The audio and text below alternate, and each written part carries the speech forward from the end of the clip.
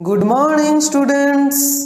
आज लेक्चर रासायनिक प्रतिक्रिया कौन, रासायनिक समीकरण किपरि लेखा जाए, रासायनिक समीकरण को किपरि समतुल करा जाए, एई लेक्चर रे आमे शिखिबा।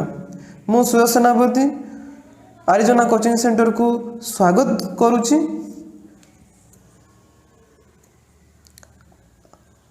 आ डेरी न करी वीडियोटी को स्टार्ट करिबा।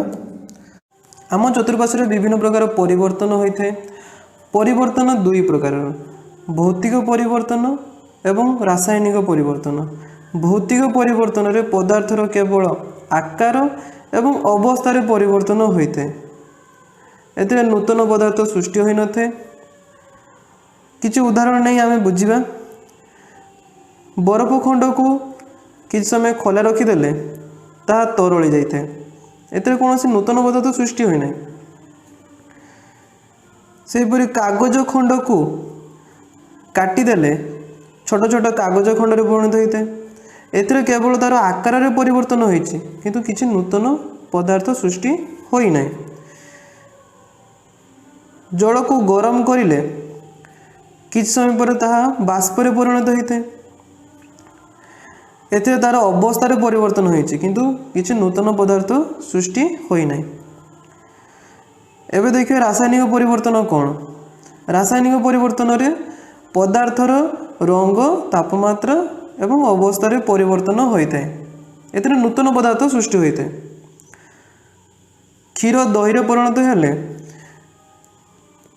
दही संपूर्ण भाव में क्षीर ठारू अलग, तार धर्म गुण क्षीर ठारू अलग होता है।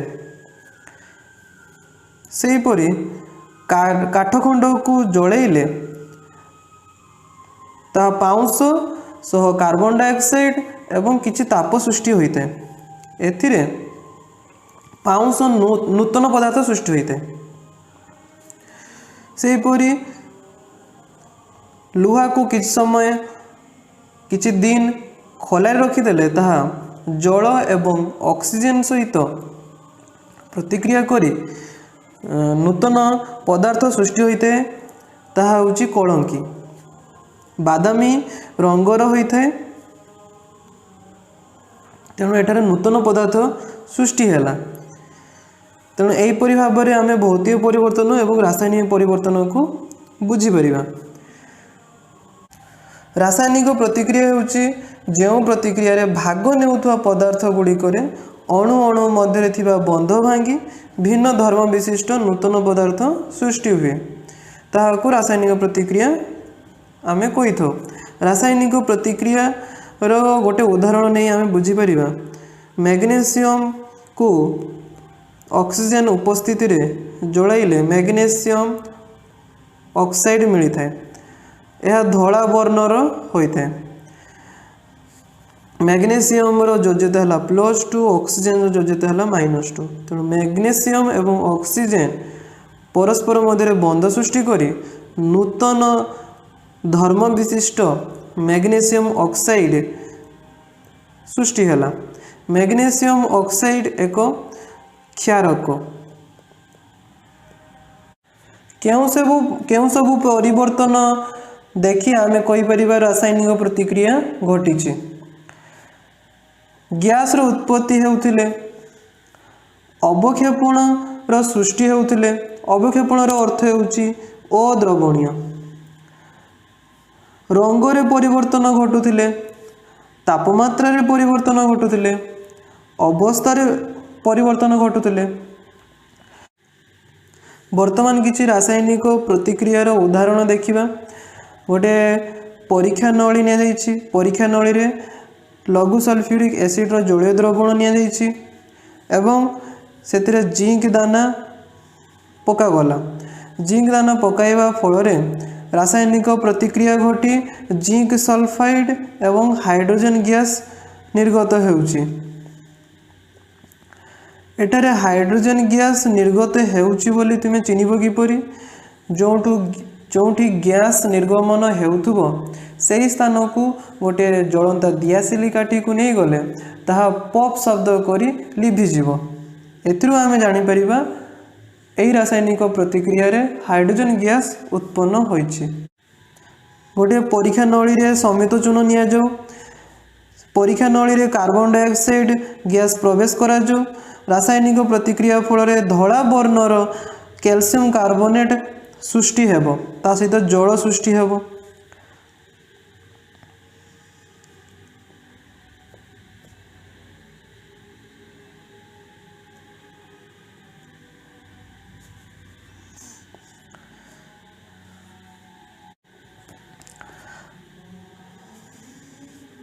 गोटे काच बिकर नि जाऊ से लेड नाइट्रेट रो जलीय द्रवण एवं पोटासियम आयोडाइड रो जलीय द्रवण को मिस जाऊ रासायनिक प्रतिक्रिया घटी पोटासियम नाइट्रेट रो जलीय द्रवण ता सहित लेड आयोडाइड रो हलदिया अवक्षेपण सृष्टि हेबो। एठारे कैल्शियम ऑक्साइड कलिचून को जल सह मिसा जाउची कलिचून एवं जलर प्रतिक्रिया घटी कैल्शियम हाइड्रोक्साइड ता सहित ताप सृष्टि होता है। यह एक वर्तमान देखिए रासायनिक समीकरण कौन कौन सी रासायनिक प्रतिक्रिया को उपस्थापन करने व्यवहृत होता उक्ति को रासायनिक समीकरण कही था।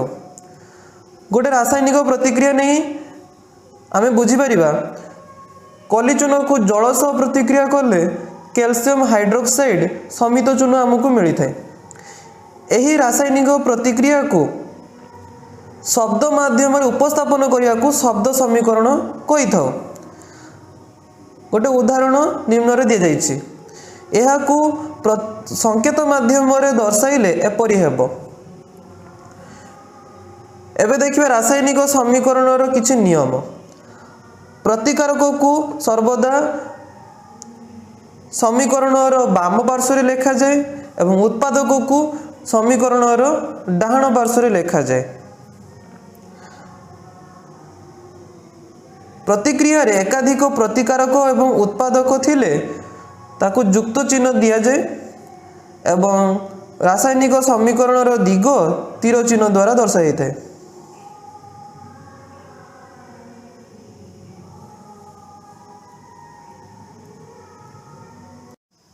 केतेबेले आमे गोटे रासायनिक समीकरण को समतुल रासायनिक समीकरण बोली कहि परिबा जेतेबेले गोटे रासायनिक समीकरण उभय पार्श्व प्रत्येक मौलिकर परमाणु संख्या समान रुहे ताहाको समतुल रासायनिक समीकरण कहिबा।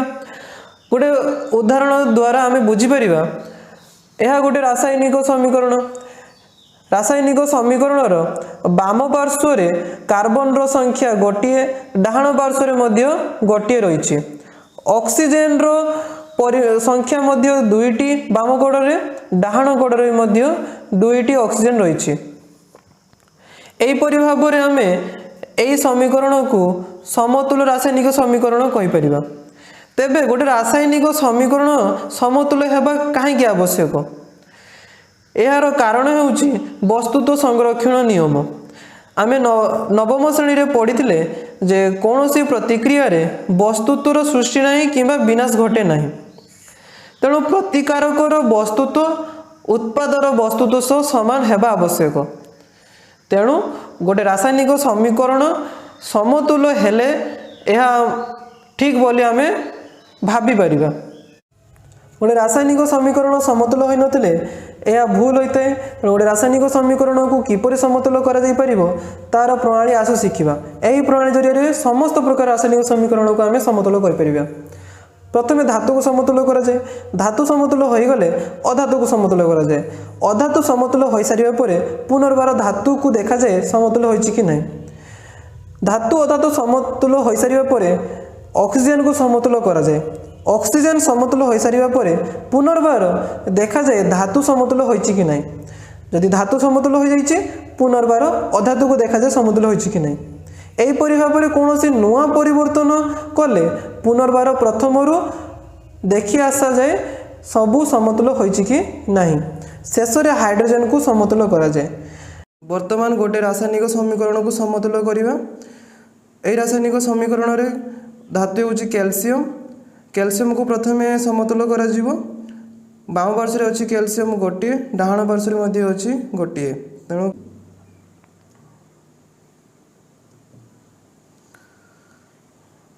बर्तमान अधातु को समतुल करवा एठारे अधातु ऑक्सीजन एवं हाइड्रोजन व्यतीत अन्य कौनसी अधातु नहीं तेणु बर्तमान ऑक्सीजन को समतुल करवा बाम पार्श्व ऑक्सीजन अच्छी दुईटी डाहाण पार्श्व अच्छी दुईटी कहीं OH होल 2 रो अर्थ होची ऑक्सीजन रो संख्या दुईटी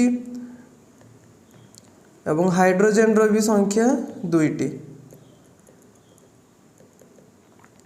तेणु ऑक्सीजन अच्छी बाम पार्श्व दुईटी ऑक्सीजन डाहाण पार्श्व अच्छी दुईटी तेणु एठारे ऑक्सीजन उभय पार्श्व समतुल हो रही।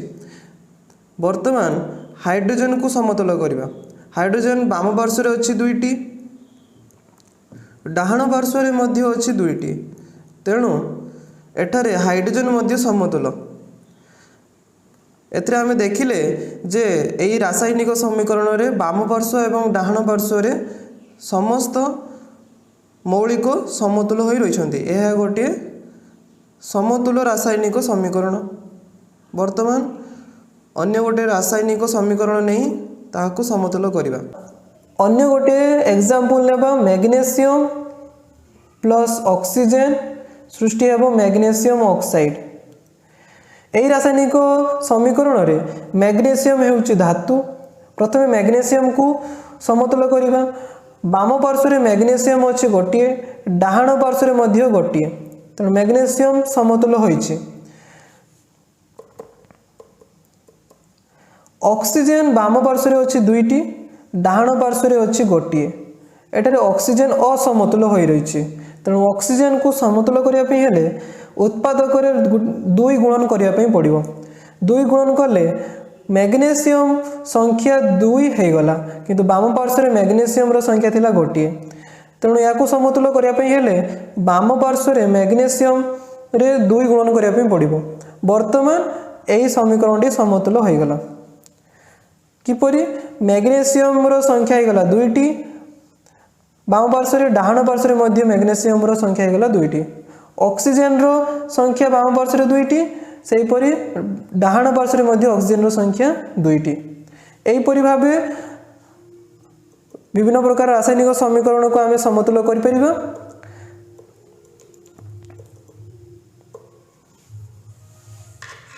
आसु किछि रासायनिक समीकरण को समतुल करिबा। दिया रासायनिक समीकरण रे मौलिक गुड़िक होउचंती कार्बन ऑक्सीजन हाइड्रोजन। कार्बन रही बाम पार्श्व गोटे दक्षिण पार्श्व रही गोटे ऑक्सीजन रही बाम पार्श्व दुईटी दक्षिण पार्श्व रही 2 युक्त 1 समान 3टी हाइड्रोजन रही 4टी बाम पार्श्व दक्षिण पार्श्व रही दुईटी। वर्तमान अधातु होउची कार्बन तेणु कार्बन को प्रथमे समतुल करा जीवो। कार्बन बाम पार्श्व रही गोटे दक्षिण पार्श्व रही गोटे कार्बन तेणु समतुल हो रही। एबे ऑक्सीजन को समतुल करवा ऑक्सीजन रो संख्या दुईटी बाम पार्श्व एवं दक्षिण पार्श्व रही ऑक्सीजन 3टी तेणु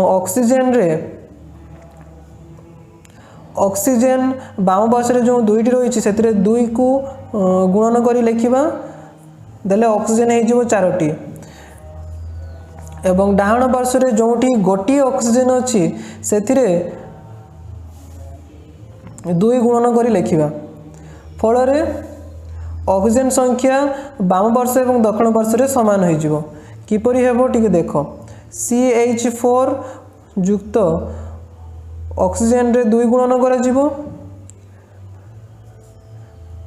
CO2 सेही भले रहिबो एवं H2O रे 2 को गुणन करा जिवो फल कार्बन गोटे हो गला बाम पार्श्व दक्षिण पार्श्व मध्य गोटे हाइड्रोजन 4टी बाम पार्श्व एवं दक्षिण पार्श्व मध्य 4टी ऑक्सीजन बाम पार्श्व 4टी एवं दक्षिण पार्श्व मध्य 4टी। एही भाव में तुम रासायनिक समीकरण को समतुल करि परिबो। वर्तमान किछि मु तुमको होमवर्क दूची यह तुम घरे ट्राई करिवो।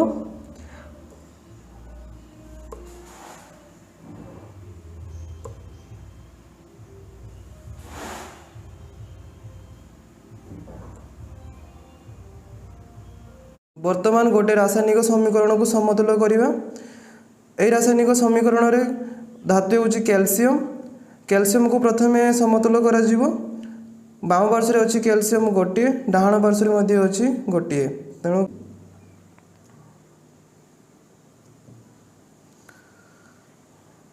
ବର୍ତ୍ତମାନ ଅଧାତୁକୁ ସମତୁଲ କରିବା।